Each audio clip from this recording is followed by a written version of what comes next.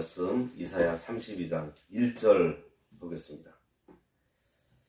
보라, 장차 한 왕이 공의로 통치할 것이요 방백들이 정의로 다스릴 것이며. 오늘 말씀의 제목은 장차 한 왕이 공의로 통치할 것이요 입니다. 지난 시간에 말씀드린 대로 30장과 31장은 거의 같은 내용입니다. 31장이 30장을 요약해서 해놓은 것인데, 당시 강대국 아수르가 유대 나라를 치게 될 상황에 대한 말씀이었어요.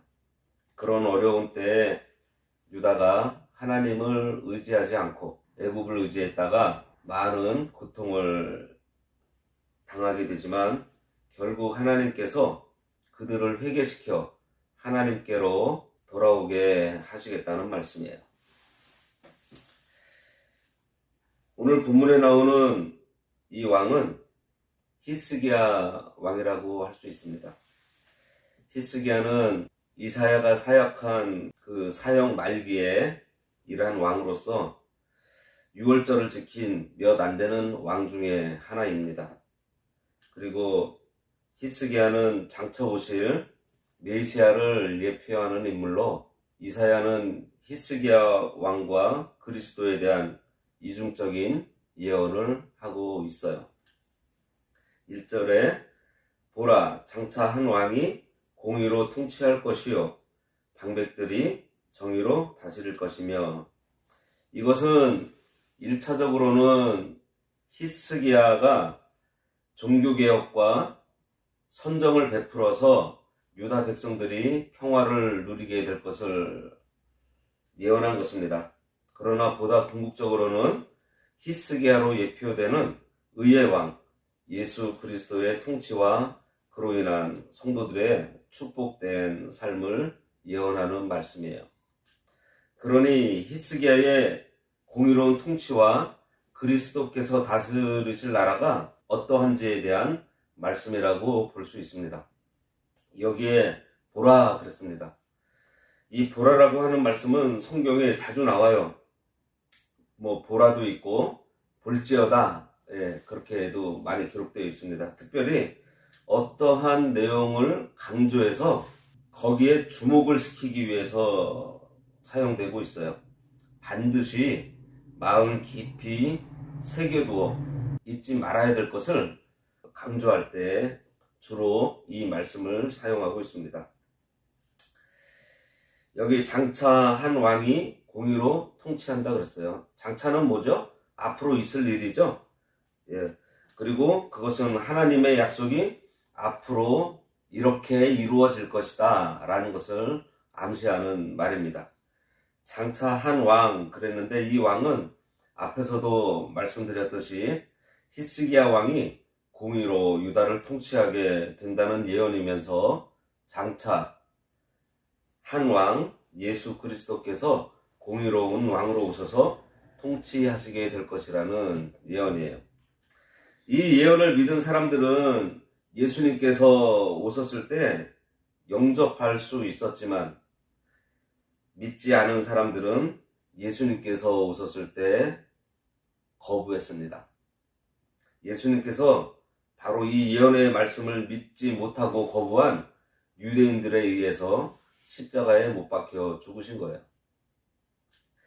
유대인들이 지금도 이사야 그러면은 굉장히 위대한 선지자로 여기고 있다고 합니다.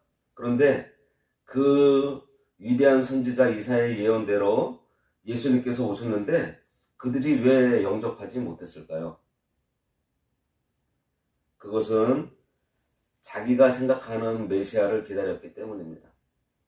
하나님께서 예언한 대로, 말씀대로 오신 예수님이신데 그들은 그 예수님을 자기들 생각대로 만들었어요. 그들의 메시아를. 예수님께서 초림하실 당시에 유대인들 생각에는 메시아가 오시면 자기들을 지금 압제하고 있는 이 로마를 물리치고 이스라엘을 세계 1등 국가가 되게 하는 강력한 힘을 소유한 진짜 리더십이 끝내주는 그러한 구원자일 것이라고 기대하며 기다렸던 것입니다. 그런데 그 기다렸던 분이 목수의 아들로 태어나고 너무 허름한 행세, 그러니 유대인들이 그게 감당이 됐겠어요? 그들은 성경에서 예언하신 말씀대로 기다리지 않고 자기들 생각대로 메시아를 기다린 것입니다. 이러한 모습은 모세가 시내산에서 10계명 두 돌판을 들고 내려왔을 때 금송아지를 만들어 놓고 자기들 마음대로 이것이 애굽에서 우리를 구원해 주신 하나님이라 하며 섬겼던 이스라엘 백성들의 모습과 하나도 다를 것이 없습니다. 하나님을 자기 마음대로 정해서 섬기고 자기가 아는 지식 수준에 맞추어서 다 아는 것처럼 여기면 안 돼요. 내 생각과 내 마음에 하나님을 맞추는 것은 바로 그것이 교만이에요. 성경 말씀에 맞추어서 순종하고 따라가야 하는데 성경을 자기 마음에, 자기 생각에 맞추어서 마음에 드는 것은 순종하고 마음에 들지 않거나 좀 부담스러운 것은 거르는, 이러한 것들이 바로 자기 생각대로 하나님을 섬기는 것입니다. 우리가 말씀에 약속하신 대로 그 약속의 말씀을 붙들고 하나님의 뜻에 맞는 기도를 하면 하나님의 뜻이 이루어지는 것을 체험하게 돼요. 그럴 때 하나님의 마음과 나의 마음이 일치가 되는 것입니다. 그런 기도를 요한일서 5장 14절에서는요. 그를 향하여 우리가 가진 바 담대함이 이것이니 그의 뜻대로 무엇을 구하면 들어주신다 그랬습니다. 그리고 여기 공의로 통치한다 그랬어요. 그 한 왕이. 하나님의 나라는 공의로 통치되는 나라입니다. 그런데 히스기야 왕은 1절에 말씀에 나오는 그 공의로 다스리는 왕과 그게 완전히 일치하지는 않아요. 다른 왕들보다는 비교적 훌륭한 왕은 맞습니다. 히스기야 왕이 귀한 점은 자기의 부족함을 철저하게 알고 있었다는 거예요. 아수르가 항복하라는 편지를 보내왔을 때 중신들과 의논하지 않습니다. 그는 그 편지를 들고 성전에 올라가서 그 편지를 하나님 앞에 쫙 펼쳐놓고 기도합니다. 물론 히스기야가 두렵기도 했고요. 도무지 방법이 없어서 너무나 답답했기 때문에 어찌할 방도가 없어서 하나님을 찾아가 기도한 것입니다. 이러한 상태에서 히스기야가 하나님 앞에 편지를 펼쳐놓고 간구했을 때 하나님께서 그 기도를 기쁘게 들으셨다는 거예요. 우리는 내 앞에 현실이 막막하고 답답할 때 어떻게 하시죠?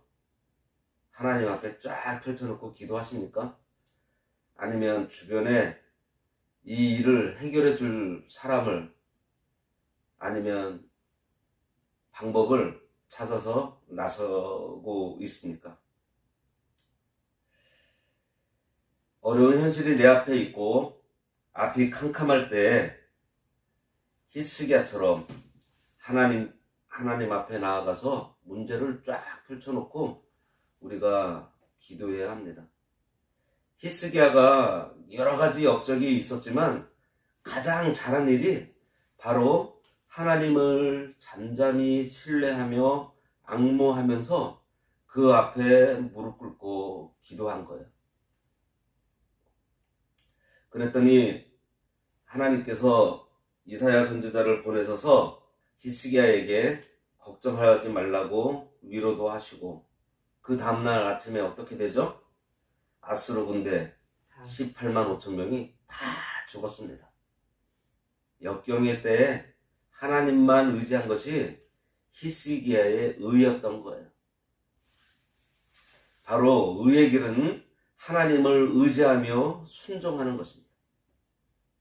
부족한 우리가 의롭게 살려면 하나님을 의지하면서 하나님께서 주시는 힘을 얻어서 순종하는 게 바로 그 의의 길을 가는 거예요.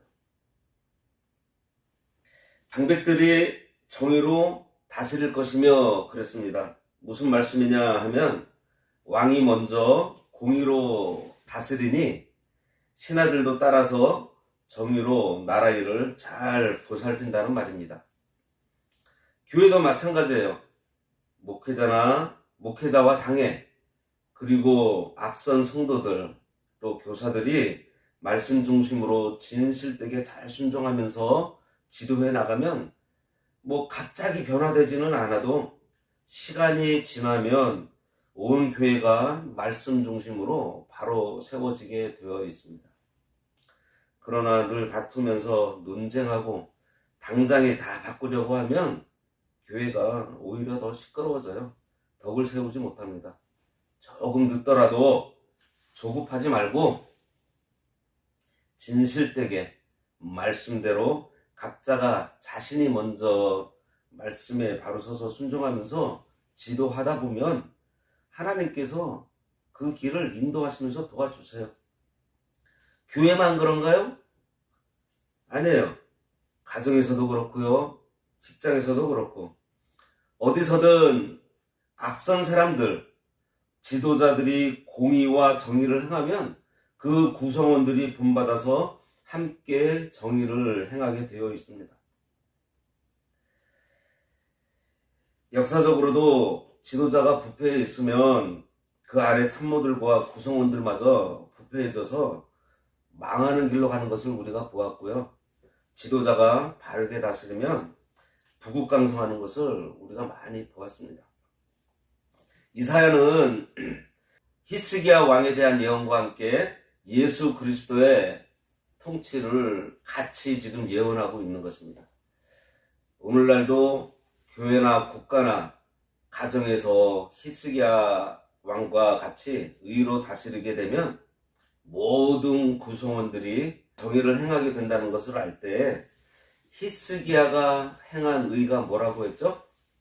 위기가 왔을 때, 하나님만 바라고, 막막할 때, 도무지 앞이 보이지 않을 때 모든 문제를 하나님 앞에 내려놓고 하나님의 의를 구하면서 잠잠히 하나님을 신뢰하며 기도한 것이라고 했습니다. 우리들도 잠잠히 하나님만 신뢰하며 앙모하면서 하나님께 모든 것을 맡기고 구하면 하나님께서 급하게 빨리 간섭하시기도 하시지만 대부분 보면 조금씩 변화시켜 주세요. 우리가 하나님의 말씀을 사모하고 하나님을 앙모하면 훌륭한 지도자를 보내주시고요. 또 이런 지도자를 우리들이 또 닮아서 우리도 다른 사람들에게 정의를 행하며 은혜를 끼치는 자가 되도록 하나님께서 도우십니다. 그렇게 훈련을 받은 우리는 최종적으로 예수님께서 재림하셔서 천년왕국을 이루시고 공의로 통치하실 때에 정의를 행하는 방백이 되어서 각 고을을 다스리게 된다는 사실이에요. 그 훈련을 지금 우리들이 하는 것입니다. 의를, 공의를 행하는 훈련, 정의를 행하는 훈련. 그것이 뭐예요? 하나님 앞에 잠잠히 나아가서 우리 문제 다 내려놓고 하나님만 의지하면서 하나님께 구하는, 그게 어떤 때 된다 그랬죠? 우리가 앞에서 봤는데 하나님을 앙모할 때, 하나님을 기대하면서 고대하면서 바라면서 그리워할 때, 그럴 때 우리가 이러한 신앙을 가지게 되고 그것이 바로 우리의 의가 되어서 하나님께서 우리의 기도를 다 들어주신다는 것입니다. 기도하겠습니다. 하나님 아버지, 은혜를 감사합니다. 장차 한 왕을 보내셔서 공의로 통치하게 하신다고 하셨사오니 그 왕이 오셔서 공의로 통치하실 때 저희들이 방백이 되어 우리들도 정의로 통치하는, 정의로 다스리는 훈련을 잘 받을 수 있도록 이 세상 살아갈 때 우리들이 잠잠히 하나님만 신뢰하면서 악모하며 하나님 앞에 모든 것을 내려놓고 구하며 하나님만 의지하는 저희들 되어서 하나님의 그 공의에 훈련을 받아가는 우리 인생이 되도록 인도하여 주시옵소서. 아멘. 예수님의 이름으로 기도드리옵나이다. 아멘. 아멘. 하늘에 계신 우리 아버지여, 이름이 거룩히 여김을 받으시오며 나라가 임하시오며 뜻이 하늘에서 이루어진 것 같이 땅에서도 이루어지이다. 오늘날 우리에게 일용할 양식을 주옵시고 우리가 우리에게 죄 지은 자를 사하여 준 것 같이 우리 죄를 사하여 주옵시고 우리를 시험에 들게 하지 마옵시고 다만 악에서 구하옵소서. 대개의 나라와 권세와 영광이 아버지께 영원히 있사옵나이다. 아멘.